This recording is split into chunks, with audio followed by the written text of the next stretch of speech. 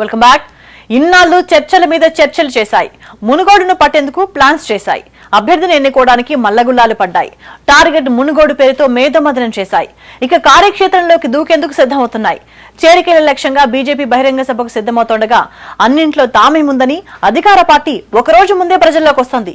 Late అయినా latest అంటున్న కాంగ్రెస్ సరికొత్త పంథాలో దూసుకొస్తోంది. సిట్టింగ్ సీట్ ను తిరిగి సొంతం చేసుకోవడానికి కాంగ్రెస్, ఉప ఎన్నికను గెలిచి సెంటిమెంట్ ను మరోసారి నిరూపించాలని బీజేపీ, మునుగోడు విజయంతో ప్రతిపక్షాలకు సమాధానం చెప్పాలని టీఆర్ఎస్, ఇలా మూడు పార్టీలు ముందు కదులుతున్నాయి. మరి మునుగోడును పట్టేదెవరు? మునుగోడు ఉప ఎన్నిక తెలంగాణలోని ప్రధాన పార్టీలన్నింటికీ అస్సలు సిస్సులైన పరీక్షగా మారింది. ఎలాగైనా గెలిచి తీరాల్సిన పరిస్థితి తీసుకొచ్చింది. రాబోయే ఎన్నికలకు సెమీఫైనల్ గా అభివర్ణిస్తున్న ఈ ఉప ఎన్నికలో సత్తా చాటేందుకు అస్త్రశస్త్రాలను సిద్ధం చేసుకుంటున్నాయి. కోమటిరెడ్డి రాజగోపాల్ తన ఎమ్మెల్యే పదవికి రాజీనామా చేయడంతో మరోసారి తెలంగాణలో పొలిటికల్ హీట్ పెరిగింది. రాజగోపాల్ బీజేపీలోకి ఎంట్రీ ఇవ్వడంతో మునుగోడు ముక్కోణపు పోటీ అయిపోయింది. అయితే గత కొంతకాలంగా తెలంగాణలో టీఆర్ఎస్ వర్సెస్ బీజేపీ అన్నట్టుగానే రాజకీయాలు సాగగా రేసులో తామెక్కడా వెనుకబడలేదంటూ మునుగోడుపై కాంగ్రెస్ అన్ని రకాలుగా రెడీ అవుతోంది. ప్రజా సంగ్రామ యాత్ర ద్వారా ఉమ్మడి నల్గొండ జిల్లాలో పర్యటిస్తున్న BJP state chief Bandi Sanjay మునుగోడుపై special focus చేశారు. ఈ నెల 21న రాజగోపాల్ రెడ్డి బీజేపీలో చేరనుండడంతో ఆ రోజు జరిగే బహిరంగ సభపై బీజేపీ భారీ ఆశలు పెట్టుకుంది. అమిత్ షా పాల్గొనే సభలో రాజగోపాల్ తో పాటు మరికొంతమంది కూడా కాషాయ తీర్థం పుచ్చుకుంటారని చెబుతున్నారు. ఈ ఉప ఎన్నికపై బీజేపీ హైకమాండ్ పూర్తిగా ఫోకస్ చేసింది. 1,00,000 ఓట్లు సాధించాలని టార్గెట్ పెట్టుకున్న కమల దళం ఏ చిన్న అవకాశాన్ని కూడా వదులుకోవడం లేదు.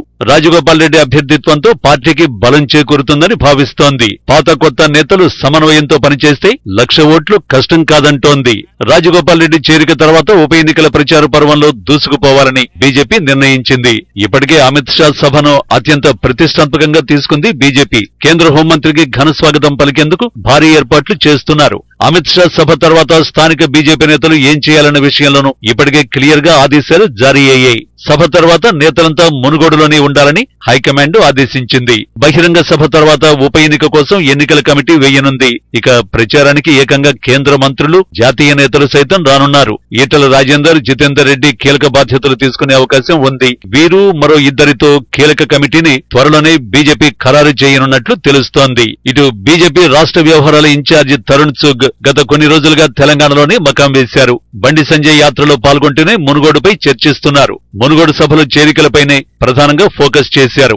जिस तरह तेलंगाना के अंदर लगातार लोकतंत्र की हत्या हो रही है, केसीआर की टीआरएस की सरकार लोकतांत्रिक मूल्यों का हनन भी कर रही है और लोकतांत्रिक प्रक्रिया में बाधा भी डाल रही है।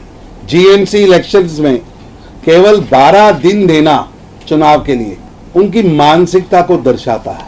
हर राजनीतिक दल को राजनीतिक एक्टिविटी करने का अधिकार कॉन्स्टिट्यूशन देता है, बोलने की आजादी कॉन्स्टिट्यूशन देता है, अपने विचार के प्रचार का अधिकार हमें संविधान देता है। लेकिन दुर्भाग्य है कि केसीआर साहिब डॉक्टर भीमराव अंबेडकर भारत रत्न उनके बनाए हुए संविधान पर भी विश्वास नहीं। वो कई सार्वजनिक मंचों पर कह चुके हैं कि नया संविधान लिखना चाहिए।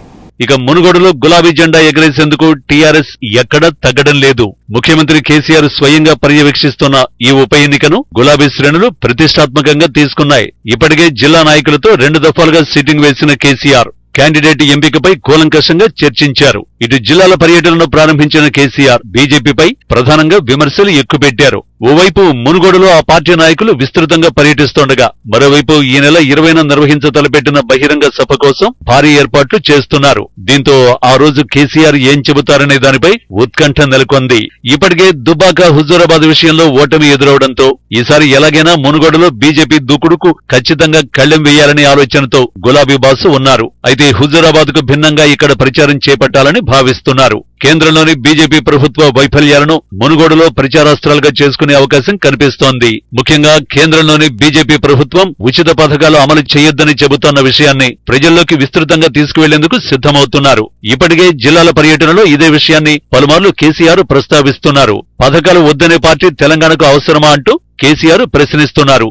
ఈరోజు మతం పేరు మీద, కులం పేరు మీద చాలా నీచమైనటువంటి రాజకీయాల కోసం విడదీసే ప్రయత్నం జరుగుతూ ఉంది. ఇది ఏ రకంగా కూడా మంచిది కాదు, ఏ పద్ధతులలో కూడా మంచిది కాదు. ఈ స్వాతంత్ర ఫలాన్ని పూర్తి స్థాయిలో దేశం పొందాలంటే దేశంలో కులము మతము వర్గం అనే భేదం లేనటువంటి భారతీయత భారతీయ ఐక్యత మన లోపల రావాలి. ఒకసారి దెబ్బతిన్నామంటే సమాజంలో విద్వేషం పెచ్చరిల్లిందంటే మళ్ళా ఏకం కావడం అంత సులభం కాదు. జాతీయ రాజకీయాలలో కూడా గుణాత్మకమైన మార్పు రావాలి.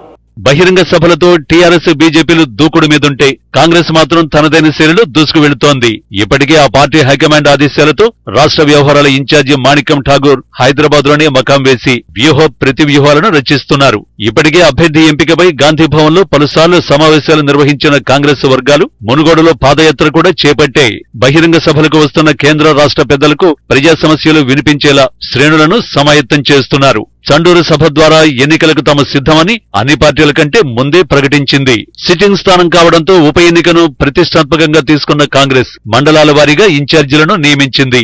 మాజీ మంత్రులను ఎమ్మెల్యేలను రంగంలోకి దింపింది. అభ్యర్థి ఎంపిక వరకు ఆగకుండా కాంగ్రెస్ కు ఓటు వేయాలనే నినాదంతో ప్రజల్లోకి వెళ్లాలని కాంగ్రెస్ పార్టీ నిర్ణయించింది. అభ్యర్థి ఎవరైనా కాంగ్రెస్ కు ఓటు వేసేలా జనాన్ని ఒప్పించేలా ప్రజల్లోకి వెళ్లనుంది. అందుకే అభ్యర్థి ఎంపిక విషయంలో ఆలస్యం జరిగినా పార్టీకి నష్టం జరగకుండా ఉండేందుకు ఈ రకంగా ప్రజల్లోకి వెళ్లాలని నిర్ణయించుకుని మండలాల వారీగా ఇన్ఛార్జీలను నియమించింది. అయితే కోమటిరెడ్డి వెంకటరెడ్డి వ్యవహారం ఆ పార్టీకి మింగుడు పడటం లేదు. ఇలా 3 పార్టీలు మునుగోడును పట్టేందుకు సిద్ధమవుతున్నాయి. బహిరంగ సభలతో జనంలోకి వెళ్లేందుకు బీజేపీ టీఆర్ఎస్ లు సిద్ధమవుతుండగా కాంగ్రెస్ మాత్రం ప్రజల్లోనే ఉండి ప్రజా సమస్యలతో ఆ 2 పార్టీలను నిలదీసేందుకు సిద్ధమవుతోంది.